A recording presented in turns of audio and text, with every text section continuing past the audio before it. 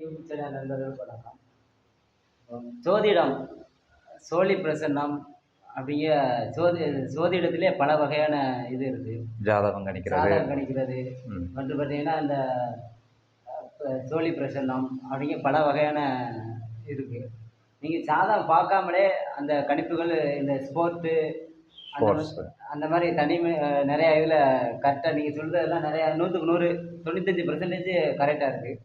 இப்போ நம்ம அந்த தனி மனிதங்க இதில் எடுத்துக்காட்டுக்கு அதை நீங்கள் சொல்லலாமா? எப்படி? எல்லாமே சொல்லலாம். இது தமிழியல் கலைங்கிறது நாம் உருவாக்கப்பட்ட கலைகள் இல்லை. தனித்துவமாக நமக்கு நாமளே உருவாக்கிக்கிட்டோம் அப்படிங்கிறதெல்லாம் கிடையாது. நம்ம ஒரு சில ஆய்வின் அடிப்படையில் இதை நம்ம எடுத்துக்கிட்டோம். இது எல்லாமே நம்ம முன்னோர்கள் ஆதி காலத்தில் கடைபிடிக்கப்பட்ட முறைகள் தான். இதுக்கு என்னென்னா கொஞ்சம் பிரபஞ்ச பேராற்றல் துணை வேணும். அதாவது இறையாற்றல். அது இறையாற்றல் நீங்கள் நினைத்தாலும் சரி, பிரபஞ்ச பேராற்றல் நீங்கள் நினைத்துக்கிட்டாலும் சரி, ஏதோ ஒரு சக்தியும் ஆற்றலும் நம்மை வழிநடத்துகிறது என்கிற நம்பிக்கையோடு இருக்கும்போது மட்டுமே இது பல ஆண்டுகள், ஒரு 3 ஆண்டுகளுக்கு மேலே பல முறை ஆய்வுகளுக்கு அப்புறம் தான் நம்ம இதை பொதுத்தளத்துக்கு நம்ம கொண்டு வந்தோம். இப்போ ஸ்போர்ட்ஸ்னு எடுத்துக்கிட்டிங்கன்னா நம்ம 100 விழுக்காடே சிறப்பாக கொடுத்துடலாம். ஆனால் 100 விழுக்காடுங்கிறது என்னென்னு கேட்டிங்கன்னா, இப்போ இங்கிட்டு ஒரு 11 பிளேயர் இருப்பாங்க, அங்கிட்டு ஒரு 11 பிளேயர் இருப்பாங்க. ஆமாம், நம்ம எதை ஃபோக்கஸ் பண்ணுவோம்னு கேட்டிங்கன்னா, முக்கியமாக அந்த அணியினுடைய வீரர்கள் யார் யார், ஒரு பேட்ஸ்மன்னா ஒரு 2 பேரை 3 பேரை தேர்ந்தெடுத்துக்கிடுவோம், பவுலர்னா ஒரு 2 3 பேரை தேர்ந்தெடுத்துக்கிடுவோம். இவங்களை வச்சு தான் எதிரணியினுடைய வீரர்களையும் அதே மாதிரி ஒரு 3 பேர் 4 பேரை எடுத்துக்கிடுவோம். ஒரு 10 11 பேரை வைத்து மேட்ச் யாருக்கு வெற்றியாக இருக்கும் தோல்வியாக இருக்குங்கிற முடிவை நாம் அறிவிப்போம். இவங்களுக்கு 2 பேத்துக்குள்ளே எந்த மாதிரி கெப்பாசிட்டி இருக்குது, ஆறா எந்த மாதிரி செட் ஆகுது அப்படிங்கிறது இதை கணித்து முடித்ததுக்கப்புறம் நம்ம சப்கான்ஷியஸ் மைண்டுக்குள்ளே கொண்டு போய் கொஞ்சம் ஒரு 10 நிமிடம் அரை மணி நேரம் ஒரு தவத்தில் இருந்து இந்த அணி தான் வெற்றி பெறும் அப்படிங்கிறத நம்ம உணர்ந்து சொல்கிற விஷயம்தான். அதில் என்னென்னா சில நேரங்களில் ஏன் 95 விழுக்காடு 100 விழுக்காடை கூட நம்ம சில நேரங்களில் தொட முடியாமலும் இருக்கும், சில நேரங்களில் 100 விழுக்காடு தொட்டிருப்போம். காரணம் என்னென்னா மாற்று வீரர்கள் வருவாங்க. சில நேரங்களில் வெளிநாட்டு அணியினுடைய வீரர்களுடைய பேர் நம்ம என்னென்னா அதான் சொல்லிட்டோம்ல. இப்போ இன்னைக்கு ஆஸ்திரேலியா ஆப்கானிஸ்தான் மேட்ச்சு, ஆஸ்திரேலியா தான் வின் பண்ணோம். ஆஸ்திரேலியா வின் பண்ணணும்னு சொன்னோம். கரெக்டாக இருந்துருச்சு. வெற்றி தோல்வியில் ஆப்கானிஸ்தான் வெற்றி பெறுகிறது. காரணம் என்னென்னா நம்ம இந்த பக்கத்தில் ஃபேட் கமின்ஸு, மிட்சல் மார்ஸ், இது என்ன மிஸ்டர் ஸ்டார்க்கு, அவர் பவுலர்களில் இவங்களை தான் நம்ம பார்க்குறோம். சம்பா போன்றவர்களை வச்சு நம்ம பார்த்தோம். ஆனால் இன்றைக்கி அந்த ஸ்டார்க்கு அவர் விளையாடலை. இப்போ என்ன ஆகுதுன்னா அது நமக்கு ஒரு தவறு இழைக்கும். அதே மாதிரி இப்போ அவர் விளையாடுவாருங்கிறதையும் நான் கணிக்கலாம். ஆனால் என்னென்னா அடுத்த அரை மணி நேரம் எடுக்கும்.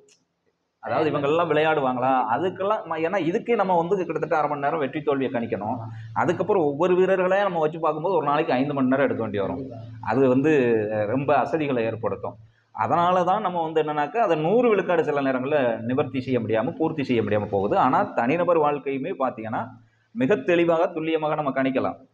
ஆனால் அதான் சொல்கிறோம்ல, ஒரு தனிநபரினுடைய வாழ்க்கையில் அவர்களுக்கான அதாவது முற்காலங்கள் நடந்ததோ இப்போ நிகழ்காலத்தில் நடக்கக்கூடியதோ பிற்காலங்கள் என்ன நடக்க போகுதுங்கிற வரைக்குமே நம்ம சொல்லலாம்னா முழுக்க அதுக்கு ஒரு 3 மணி நேரம் ஒரு மனிதனுக்கு நம்ம எடுத்துக்கிட வேண்டியிருக்கும். ஒரு 3 மணி நேரம் எடுத்துக்கிட்டு அதில் நம்ம 100 விழுக்காடு நிறைவு செய்யலாம், இல்லைன்னா 90 விழுக்காடு, நிச்சயமாக 90 விழுக்காடு நிறைவு செய்திருவோம்.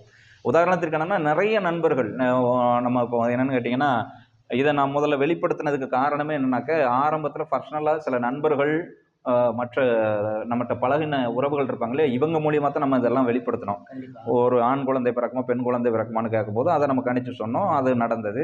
இப்படியே ஒவ்வொரு விஷயங்களையும் சொல்ல ஆரம்பித்தோம். அப்புறம் என்னுடைய வீட்டிலேயே எனக்கு தனிப்பட்ட முறையில் என்னுடைய தம்பிக்கு பார்க்க ஆரம்பித்தேன், தங்கைக்கு பார்க்க ஆரம்பித்தேன். இதெல்லாம் அப்படியே நடக்க ஆரம்பித்தது. எனக்கு முன்னாடி என்னுடைய தம்பிக்கு திருமணம் நடக்கும்னு சொன்னது, அதை நானே கணித்தேன். தம்பிக்கு தான் திருமணம் நடந்தது, குழந்தையும் இருக்குது. இந்த மாதிரி சூழலில் இதுக்கப்புறம் என்ன பண்ண ஆரம்பிச்சோம்னா அரசியல் சார்ந்த கணிப்புகளை கணித்தோம். அதுவும் சரியாகவே இருந்தது. இப்படி ஒவ்வொரு நிகழ்வுக்கு அப்புறம் தான் நான் என்ன பண்ண ஆரம்பிச்சேன்னா 2023 தான் முதலாக பொதுத்தளத்தில் நம்ம ஏன் இதை கொடுக்கக்கூடாதுன்னு வந்தது. ஏன்னா டிஎன்பிஎல் போன உலகக்கோப்பை போன ஐபிஎல்லே பார்த்தீங்கன்னா நம்ம தரவாக கொடுத்துருந்தோம். நண்பர்கள் எல்லாருக்குமே அலைபேசியில் அழைச்சி சொல்லிடுவோம், இன்னைக்கு இந்த டீம் தான் வின் பண்ணும், இந்த டீம் தான் டாஸ் வின் பண்ணுவான், இவங்க தான் முதல்ல பேட்டிங் பண்ணுவாங்கன்னு. அதுக்கப்புறம் தான் நம்ம இதை கொண்டு வந்தோம். சரி, பர்சனல் லைஃப்பை தாண்டி பொது வாழ்க்கைக்குள்ளேயே நம்ம கொடுக்கலாம் உறவுகளுக்கு அப்படின்னு சொல்லி வந்தது. முழுக்க எல்லாத்தையும் தரவாகவே கொடுக்கலாம். ஆனால் இது எதுவுமே நம்ம கையில் இல்லை, எல்லாம் இறைவன் சித்தம். அதாவது தீர்மானிக்கிறது நம்ம இல்லை, இறைவனால தான் தீர்மானிக்கப்படும். கணிக்கிறது நம்ம வேலை. அது அவர் என்ன உத்தரவை கொடுத்தாரோ அந்த உத்தரவு தான். அதே மாதிரி தான் இன்றைக்கி ஆப்கானிஸ்தானில் நான் அந்த ஒரு பவுலர் 4 விக்கெட் எடுத்தாப்புல. அந்த பவுலர் யாருன்னு எனக்கு தெரியாது. அப்போ அவர் இருந்தாருன்னா அவர் விளையாடுவாரா, அவர் வருவாரா அப்படிங்கிறத வச்சு நம்ம கணிக்கலாம். ஒன்று. இதுக்கு எல்லாத்துக்குமே ஒரு நபர் மேலே நம்ம வந்து அரை மணி நேரம் செலுத்தினா அப்போ அங்கே ஒரு 11 பேர் இங்கே ஒரு 11 பேரை எடுக்கும்போது எவ்வளோ நேரம் விரயமாகுங்கிறது தான். இது ஸ்போர்ட்ஸ் சம்மந்தப்பட்டது. தனிநபர் வாழ்க்கையை கணிக்கணும்னாலுமே குறைந்தது வந்து அவங்களுடைய கேள்வியை பொறுத்திருக்கு 3 மணி நேரத்துக்கு மேலே எடுக்கும் சில விஷயங்களை. அதில் என்னென்னா சில நெகட்டிவான விஷயங்கள் வருதுன்னா அதை நான் பெருசாக சொல்ல மாட்டேன். அது பாசிட்டிவாக இருக்கணுங்கிறக்காண்டி. அதனாலேயே நம்ம தனிநபர் வாழ்க்கையை கணிக்கிறதுல ரொம்ப விருப்பப்பட மாட்டேன். ஏன்னா அது ஒரு கர்மாவைத்தான் நம்ம தீர்மானிக்க வேண்டியது இருக்குது.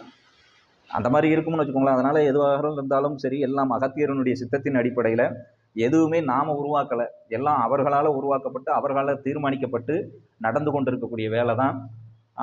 அதனுடைய ஒரு ஆற்றலை அவர்களுடைய வழித்தோன்றலாக நம்மை உருவாக்கி நம்மளால் முடிந்ததை இந்த உலகத்திற்கு நம்ம கொடுத்துக்கிட்டு இருக்கிறோம். கேமரா நேரப்படியும் அதுக்கப்புறம் கட் பண்ணிக்கலாம். அதை கட் பண்ணுங்கள். ஓகே. அப்போ அதனுடைய தீர்மானமாகத்தான் வந்து காலகாலமாக உங்களுக்கு வந்து 18 சித்தர்கள் தொடாத விஷயமே கிடையாது. எல்லாமே தொட்டிருக்காங்க. நீங்கள் சொன்ன மாதிரி தான் ஜாதகத்தை வச்சு கணிக்கிற ஒரு மெத்தட் இருக்குது. சோழி பிரசனம் இருக்குது. குறி சொல்லுவாங்க. கிராமங்களில் பார்த்தீங்கன்னா நிறைய கோயில்கள், அம்மன் கோயில், கருப்பசாமி, மாடசாமி, குப்புசாமின்னு சொல்லி நடுகள் வழிபாட்டு முறைகளில் எல்லா இடத்துலையுமே குறி சொல்கிற முறைகள் இருக்குது. எல்லாமே இருக்குது. ஆனால் இது எல்லாத்துக்குமே தனித்துவமான ஒரு அடையாளம் இருக்குது. தனித்துவமான விஷயமா இருக்குது. இது எல்லாமே சரியாக 100 விழுக்காடு நடந்துருமா அப்படின்னு கேட்டிங்கன்னா அதான் நான் சொல்லிட்டோம்ல, நாம் கணிக்கிறோம்.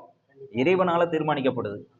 அது சில நேரங்கள் 100 விழுக்காடு சரியாக இருந்துடலாம், சில நேரங்களில். ஆனால் 90 விழுக்காடு எக்காரணத்தை கொண்டும் அந்த நிறைவு செய்திரும். அந்த வேலைகளை சிறப்பாக செய்து முடித்திரும். எல்லாம் அவங்களுடைய சித்தம். அது 100 விழுக்காடு நாளைக்கு நீ இப்படித்தான் கொடுக்கணும் அப்படின்னு அவன் முடிவு பண்ணிட்டோம்னா அதை தவிர்க்க முடியாது இல்லையா? எல்லாம் அவங்களுடைய சித்தம் தான். வேற எதுவும் கேள்வி இருக்கா? இல்லை, மிக நன்றி. சாதகத்தை பற்றி அறிந்துக்கிட்டதுக்கு மிக மகிழ்ச்சி.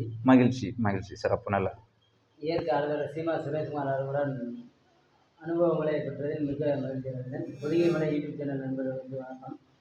நம்ம யூடியூப் சேனல் வந்து ஷேர் பண்ணுங்கள், சப்ஸ்கிரைப் பண்ணுங்கள், கமெண்ட் பண்ணுங்கள். அடுத்த ஒரு பதிவில் சந்திப்போம். நன்றி, வணக்கம்.